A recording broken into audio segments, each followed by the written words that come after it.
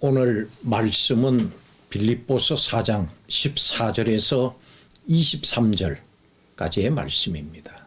바울은 빌립보 교회가 물질적 후원으로 복음 전파에 참여한 것을 칭찬하면서 하나님이 그들의 모든 쓸 것을 풍부히 채우시기를 구합니다. 바울과 함께한 형제들, 특히 가이사의 집 사람들의 인사를 전하고 주 예수님의 은혜가 빌립보 성도의 심령에 있기를 기원합니다. 바울은 온 힘, 정성을 다해서 빌립보 성도들을 축복하고 싶어 했습니다. 그들이 어떠한 성도들이기에 그렇게 축복하고 싶어 했을까요? 그들은 복음 증거의 사명에 적극 동참한 사람들이었습니다. 바울은 당시 복음을 전한 그 일 때문에 로마 감옥에 갇혀 있었습니다. 그리고 빌립보 성도들은 이 바울의 괴로움에 동참해서 물질로 돕고 기도와 사랑으로 헌신했습니다. 바울은 직접 괴로움을 당했고 빌립보 성도들은 간접적으로 괴로움을 당한 겁니다. 복음 증거를 위해서 이렇게 괴로움에 참여하는 성도들을 목사는 마음껏 축복하고 싶어 합니다. 예수님도 제자들에게 너희가 부활의 영광을 맛보려면 십자가의 고난에 동참하라 이렇게 명하셨습니다. 빌립보 교회는 황제 숭배가 강한 빌립보 도시에서 신앙을 지키면서 복음을 전한 그 일 때문에 고난을 받았습니다. 더욱이 바울을 위해서 헌금을 하고 에바브로디도를 보내서 헌신하게 해서 협력하며 기도함으로 바울의 고난에 동참했습니다. 이렇게 주님의 축복과 영광에 동참하고자 하는 성도들은 기꺼이 교회와 주님의 사역을 위한 괴로움에도 동참하고 아파하고 기도하고 후원합니다. 복음 증거를 위해서 물질과 기도로 지원하는 일은 영육 간의 축복을 받는 길입니다. 교회가 어려울 때 기도와 물질과 몸으로 지원해서 든든한 버팀목이 되는 성도는 참으로 복된 성도입니다. 특히 선교를 위해서 헌신할 때 주님은 크게 기뻐하시고 그 성도를 차고 넘치도록 축복하십니다.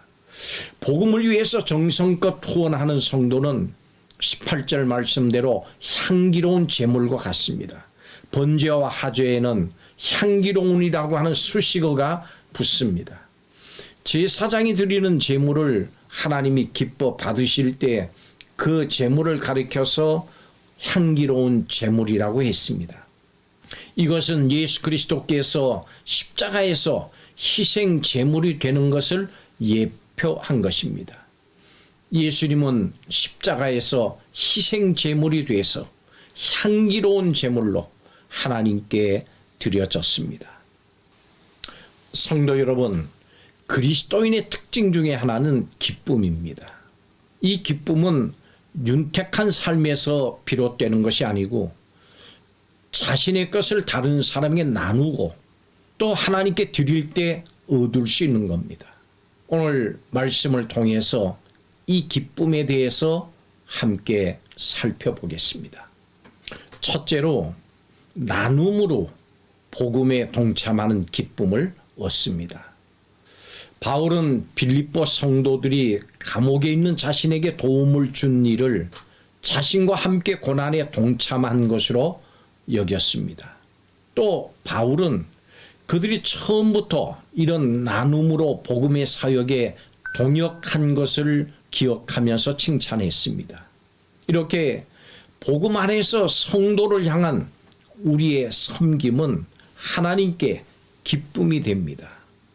우리의 도움을 받은 사람들도 큰 기쁨을 역시 누립니다. 그들을 섬기는 우리도 하나님 나라를 이루어가는 복음의 풍성함을 깊이 체험하는 그런 기쁨을 누리게 됩니다. 사람들은 더 많이 소유하려고 애쓰면서 날마다 경쟁하기에 급급합니다. 그러다 보니까 주위 사람들에게 내 자신의 것을 나누는 일에 대해서는 인색합니다. 우리는 작은 것에서부터 내 자신의 것을 나누고 베푸는 것으로 복음 사역에 더 많이 참여해야 합니다. 하나님이 우리를 복음의 동역자로 사용하시는 것 그 자체가 우리에게 더없이 기쁜 일이기 때문입니다. 두 번째로 드림으로 하나님을 섬기는 기쁨을 얻습니다. 바울이 빌립보 성도들을 칭찬을 한 것은 다른 선물을 바라는 그런 마음이 있어서가 아닙니다. 그들의 섬김과 헌신이 자신의 필요만을 채운 것이 아니라 하나님이 기뻐 받으시는 향기로운 제물이 됐음을 깨닫게 하기 위한 것입니다. 하나님께 받은 것을 단지 땅에만 쌓아 놓는다면 아주 어리석은 사람입니다. 땅의 것으로 하늘의 상급을 쌓아두는 것이 하늘의 기쁨을 풍성하게 누리는 길입니다. 우리는 하나님께 받은 것으로 기뻐할 뿐만 아니라 하나님께 드리는 것으로 인해서 더 기뻐할 수 있어야 됩니다. 어려운 처지에 있는 사람을 돌아보는 것, 자신의 소유를 나누고 베푸는 것, 시간과 열정을 들여서 전도와 선교에 헌신하는 것은 모두 하나님의 일을 위해서 드려지는 겁니다. 땅의 것으로 하늘의 보화를 쌓는 기회를 놓치지 마십시오. 하나님께 드려진 우리의 섬김과 헌신은 반드시 우리에게 풍성한 기쁨으로 되돌아옵니다. 하나님이 기뻐하시는 것만큼 우리의 기쁨도 커져가기 때문입니다. 마지막 세 번째로 주 안에서 나누고 베풀 때 풍성이 채워지는 그런 기쁨을 얻습니다. 바울은 섬김과 나눔을 실천하는 이 빌립보 성도들에게 필요한 모든 것을 하나님께서 풍성하게 채워주실 것을 확신했습니다. 내 자신의 모든 필요가 예수 그리스도 안에서 채워진다고 하는 이 믿음을 가지십시오. 성도의 풍성한 삶은 많은 재산을 소유할 때가 아니고 풍성히 채우시는 하나님과 동행할 때 가능합니다. 우리가 진정으로 소유한 것은 눈에 보이는 재물이 아니라 복음의 진보를 위해서 하나님과 이웃을 위해서 드리며 나눈 것입니다. 그러므로 우리가 만족하는 기준을 하나님께로부터 받은 것에 두지 말아야 합니다. 오히려 하나님과 이웃을 위해서 우리가 나누고 베푼 그것으로 그 잣대를 삼아야 합니다. 우리의 소유와 시간을 예수님 안에서 아낌없이 나누고 계속해서 베풀 때 우리는 날마다 채우시는 하나님의 역사를 누릴 수 있습니다. 성도들의 필요를 채우는 것은 복음을 위한 사역에 동역하는 것입니다.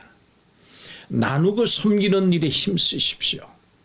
하나님은 복음의 진보를 위해서 섬기는 그것을 기뻐하십니다. 더욱 주님을 위해서 드리면서 사시기를 힘쓰십시오.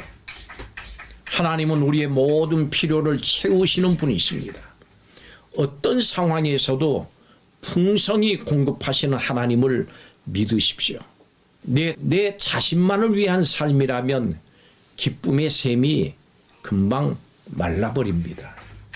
그렇지만 하나님과 이웃을 섬기는 삶에는 하나님께서 베푸시는 영원히 마르지 않는 기쁨의 생수가 흘러 넘칠 것입니다.